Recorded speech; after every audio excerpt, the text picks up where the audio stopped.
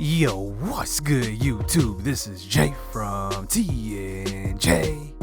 And make sure you hit that like button, man. That season, that's all I gotta say, man. That was a crazy way to end the season. But now we are gonna look around the league, take a look at the year in review, because we are headed to the playoffs. So first, let's just go division by division, starting with the AFC and seeing how each team did. So the Steelers went 10-6. They clinched a playoff spot, but they had nobody close. I mean, the Ravens went 5-11, and Lamar Jackson was starting for them. And the Browns, they went 4-11. I mean, hey, that's not a bad season for the Browns. I mean, think about it. They've been losing pretty much like the last 20 years or so. I mean, they've never had like really a great season. Then the Bengals finished 3-12. So looking at the AFC South, the Jaguars do get the number 1 seed in the whole NFL. They have the best record, 14-2. They take care of business in their division. The Texans go 8-8. Colts go 6-10, and the Titans 5-11. So looking at the AFC East, the Patriots 11-4, and look at the Jets. The Jets went 1-15. They are the worst team in the NFL this year. But look at the AFC West, and you know what's funny is the AFC West, it's super competitive every single year. This year turns out to be no different. And look at the Raiders. The Raiders even had a tie, and they even get into the playoffs because they had 6 losses. So the Chiefs, Broncos, and Raiders all get in. And that's kind of a rare sighting to see all 3 teams from the AFC West get in, but they did. So let's look at the NFC North. So now we're on to our side here. The Packers go 13-3, the best record in the NFC. But look at this. I mean, the Vikings are predicted in real life to pretty much win the Super Bowl, at least go to it. They're favorites, and look at this. They don't even make the playoffs at 7-8. So moving to the NFC South, the Falcons go 12-4. I'm actually surprised. I'm kind of picking in real life the Saints to win this division. I just believe that Drew Brees, not saying he's on his way out this year, but it would be amazing to see him kind of do the Peyton Manning thing, win a Super Bowl, and ride out. I think he has years left, but I think that would be pretty cool to see him at least make a title run so they don't make the playoffs, but the Falcons do take care of business. So in the NFC East, you see it, the Eagles went 12-4. We went 11-5. The Giants actually recovered a little bit, went 5-11. They were off to a bad start, and the Cowboys another mediocre season at 7-9. Then on to the NFC West. So we see the Rams, they went 13-3. The Seahawks went 10-6, and then the 49ers and Cardinals went below 500. So looking at the playoff schedule, you see in the AFC, the Raiders play the Chiefs, so a divisional game already in the wild card spot there. The Seahawks actually go against the Eagles, so we actually trumped the Eagles from getting a bye in the first week, so that's a good sign. The Broncos go on the road versus the Steelers, and then we take on the Falcons. And you remember the first game we took them on, they were doing everything they could. I mean, Julio had over 100, Mohamed Sanu had over 100, and that was a tough game. And you remember last game versus the Eagles, we couldn't stop anything through the air. So hopefully our defense comes to play. We're going to need it on the road. And this was a miracle season. I mean, a lot of people weren't expecting the Redskins to make the playoffs this year, but we defied all odds. So let's look at the news stories here. You see our story here, taking care of business. I kind of like that. I don't know if that's a new layout, but I kind of like the way that looks there. But looking at some of the top stories, so Le'Veon Bell looks like he took home the MVP. We'll look at some stats a little later. And then you see the Falcons, we're going up against them. The Steelers ready for another title run. And Carson Wentz, I mean, went from number 1 seed down to the wild card round. I'm surprised. You know, I was looking at his stats. I'm surprised that he didn't win MVP. But I guess Le'Veon Bell must have had a great season. So Doug Marrone wins Coach of the Year. You see that? And looking at the bottom, Rookie of the Year in the NFC. I don't know why Madden splits it up by conference. NFC Rookie of the Year, AFC Rookie of the Year. In real life, it's Rookie of the Year, MVP, but in this game they split it up. I'm not sure why they do that. It kind of makes it less lifelike. So let's just look at some of the awards here. So you can see the NFL MVP goes to Le'Veon Bell. So he actually got it over Brady. Brady was actually second place. You see Wentz was third place. So in the AFC, Le'Veon Bell does win Offensive Player of the Year. And then Carson Wentz does win Offensive Player of the Year in the NFC. So looking at the Defensive Player of the Year in the NFC, Luke Kuechly wins it. And then Bobby Wagner's not too far behind him. It looks like we didn't have anybody there as well. But looking in the AFC, it looks like Le'Veon Bell took it home. Actually, that's hold on, it just switched on me. So in the NFC, it looks like Luke Kuechly. Let's go to the NFL. Why does it keep doing that? So it keeps switching. I don't know why it's doing it. Look at this glitch. Look at this. I can't even get back to. Okay, here we go. So AFC Defensive Player of the Year, Telvin Smith. He takes it home in the AFC. Let's just keep going down the line to AFC because it seems like that's the way you got to do it. Josh Allen takes home Rookie of the Year in the AFC above Lamar Jackson. So I guess he had a pretty good year. Wait, did they go? They went 7-9 with a rookie quarterback. That's actually pretty good for the Bills. Defensive Rookie of the Year goes to Minkah Fitzpatrick. Best quarterback is Brady. Running back is Bell. Best wide receiver is actually Dede Westbrook. Look at his stats and see what he did, because I am very, very surprised that to see him up there, and Edelman second. So best offensive lineman, Linder, and then the best defensive lineman, Khalil Mack. Best linebacker, Justin Houston. Best DB, AJ Bouye. And Farley actually got the second best defensive back. That's actually pretty surprising there. And let's just look at the NFC here. So let's just go each position here. Offensive Rookie of the Year, or Player of the Year, Defensive Player of the Year, Rookie of the Year. So Darius Geis does take home the Offensive Rookie of the Year. That's a good sign going forward. He is star trait. Hopefully, maybe he'll turn into that superstar trait. I know there are a couple rookies that actually were superstar trait right out the gate, and Roquan Smith was actually one of them. I believe Bradley Chubb was actually star. I think Saquon Barkley was the other superstar trait rookie. But looking at best quarterback, Carson Wentz does take that home. You know Alex Smith sighting at all.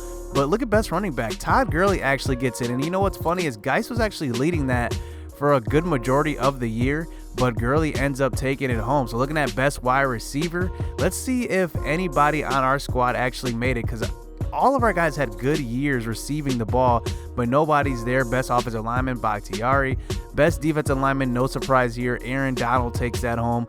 Best linebacker, though, Zach Brown takes it home for our defense.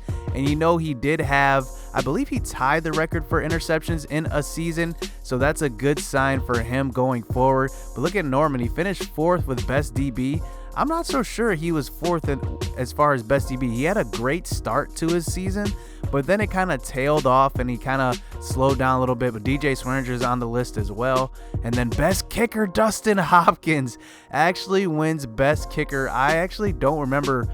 I maybe missed one field goal, I think. So I think that's why he brought it home. So I do want to show you guys something. We actually had the #1 total offense in the NFL. Look at this. I mean, we had total yards game, we had the most, but our total offensive yards, 6,178, barely out sneaks the Patriots for the most yards in the league. I'm very, very surprised at that, but it wasn't because of our passing, because look, the Patriots had almost 700 more yards than us, but it was our rushing. Our rushing was actually really, really good. I believe we led the league in rushing. Let's see. No, we were actually second in the league in rushing behind the Steelers. Let's look at passing touchdowns. So Patriots got that, but the rushing touchdowns, we were actually second there. So it looks like the Steelers actually had a really good year running the ball. So that's a pretty good sign. So let's look at total defense. So I don't know where we're at here, but I'm pretty sure we're probably somewhere near the bottom as far as total yards. And yep, look at that. We are actually dead last in total yards allowed. We gave up a lot of yards. As let's see, we were last in the pass, and I'm sure we weren't last in the run, but definitely secondary is something we're going to have to look at in the offseason. So we weren't too bad in the run. We're towards the bottom half of the league, so that's a good sign. So we did end up having 34 interceptions. That led the NFL. But you know what's funny? We intercepted the most passes, but then gave up the most pass yards. So looking at who led the league in yards, Tom Brady at, man, was he 41 years old? I mean, just leading the league in passing yards, no big deal. He throws for 4,700 yards, 40 touchdowns, and you see why he was second in the MVP voting. Matt Ryan's right behind him. Let's see who threw the most touchdowns in the league behind Brady. So Carson Wentz threw 38. Goff actually threw 38. Look at this ratio. Carson Wentz went 38-3. Goff went 38-7.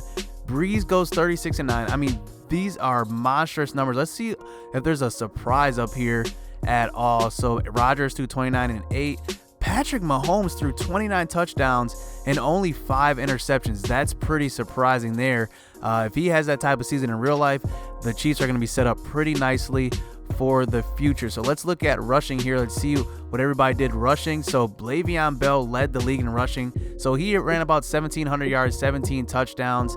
I'm pretty sure he did a pretty good number receiving the ball as well. Gurley's right behind him. Let's see where Geis ended up. So Geis ended up down here. I think this is number 7 in the league, but had 17 touchdowns on the year. So he is actually tied with Le'Veon Bell for the most touchdowns in the league, but he ran for 1,000 yards, 1,100 yards. That's a pretty good season if you ask me. So looking at receiving, Julio Jones actually led the league in receptions. Let's see if he led the league in yards too. Yep, he did. 1,400 yards.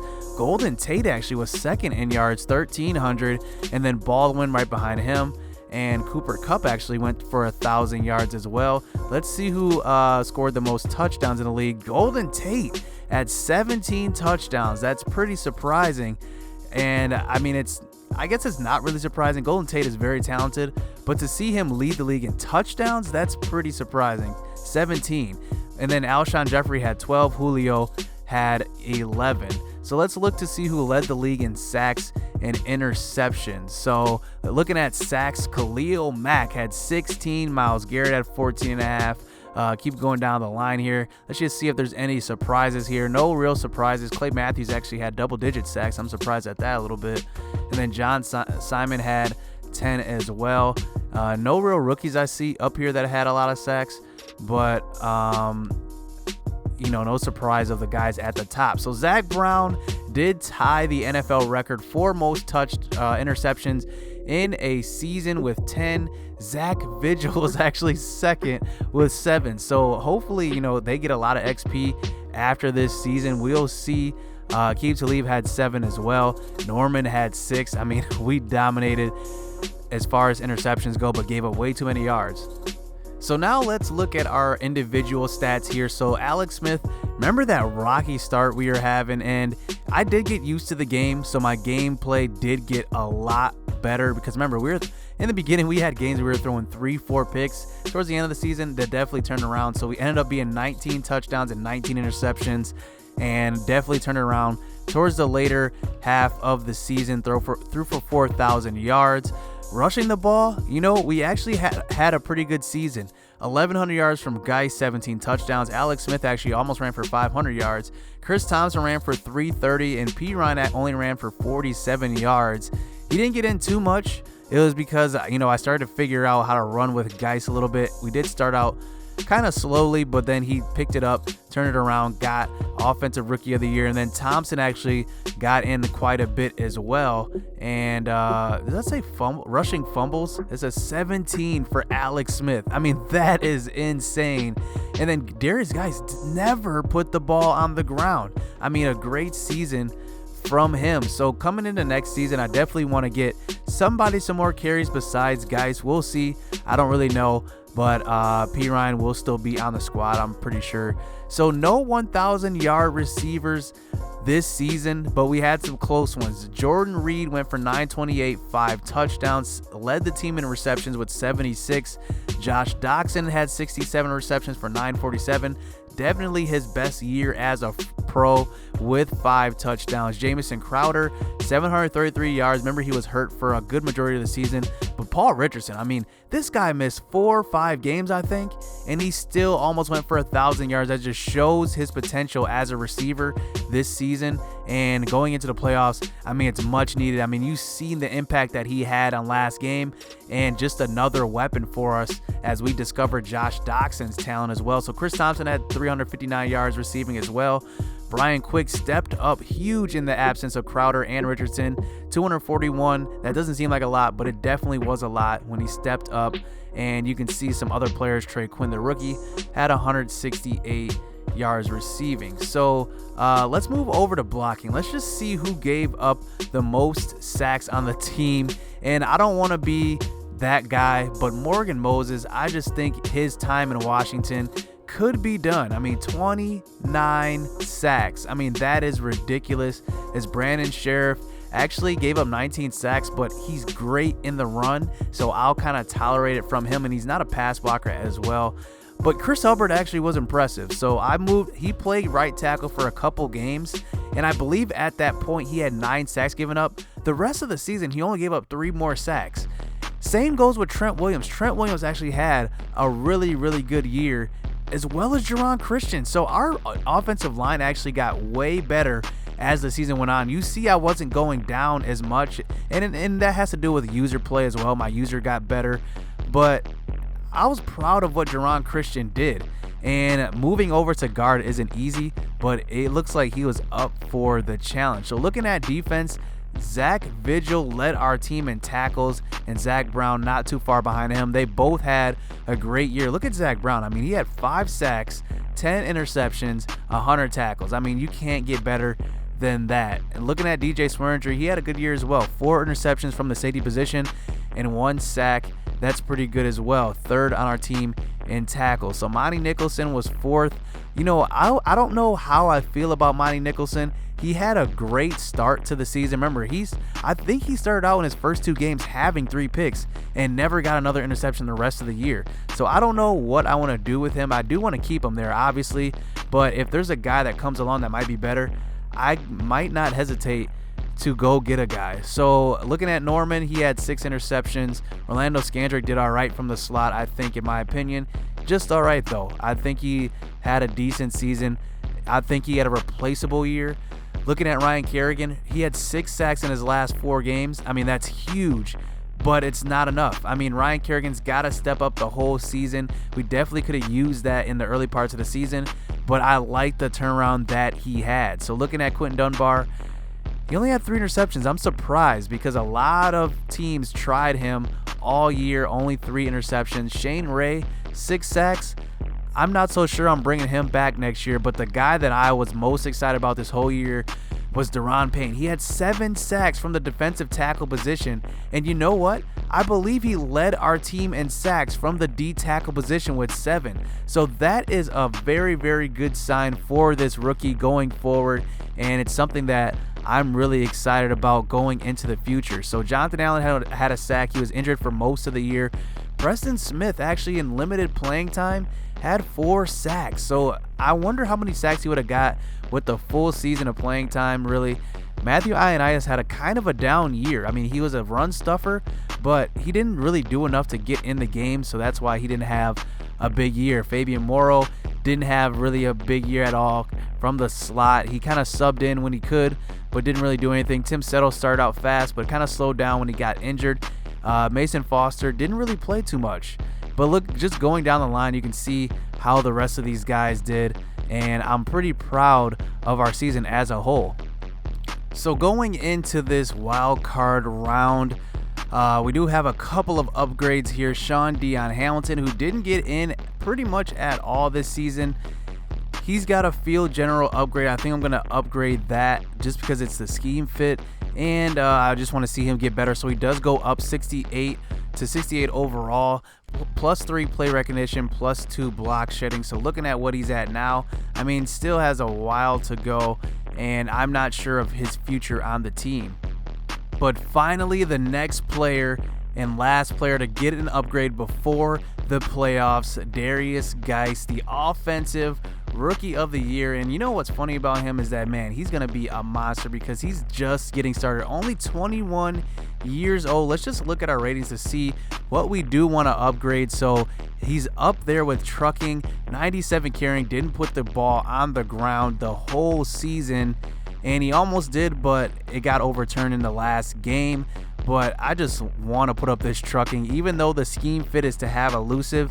I mean, it's just too tempting to just make him that power guy. So we're going to give him that power back upgrade, see what he goes up. So he goes up +1 break tackle, +1 awareness, +2 stiff arm, and +1 trucking. So he's at 86 overall.